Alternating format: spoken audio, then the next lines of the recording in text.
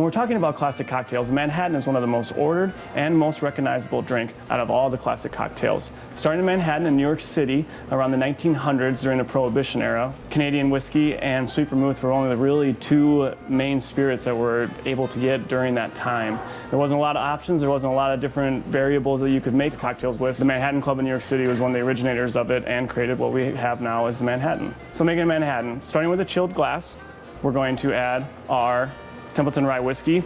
I like rye whiskey in the Manhattan because it just gives a little bit more of that bitterness to it that pairs well with the bitters. So I'm going to do 2 ounces of Templeton rye whiskey. And I'm going to use Antica Sweet Vermouth. Antica Sweet Vermouth, there's nothing better than Antica Sweet Vermouth. So I'm going to do 1.5 ounces of that. We're using a chilled glass to help cool the alcohol. That way the ice doesn't have to do so much work and it won't dilute the drink. In a cocktail that consists of mainly of spirits, you're going to want to stir just until the outside of the glass gets cold. That way you're not compromising the spirits by shaking it.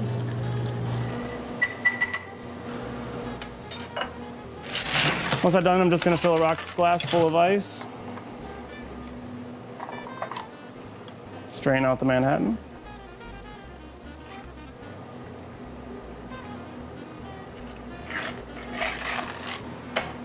I'm going to add just a little bit of cherry juice to it just to give it a little sweetness.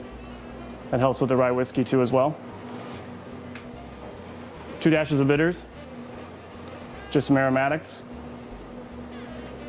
And I'm going to garnish with brandied cherries and a lemon peel. And that's the Johnny's Manhattan.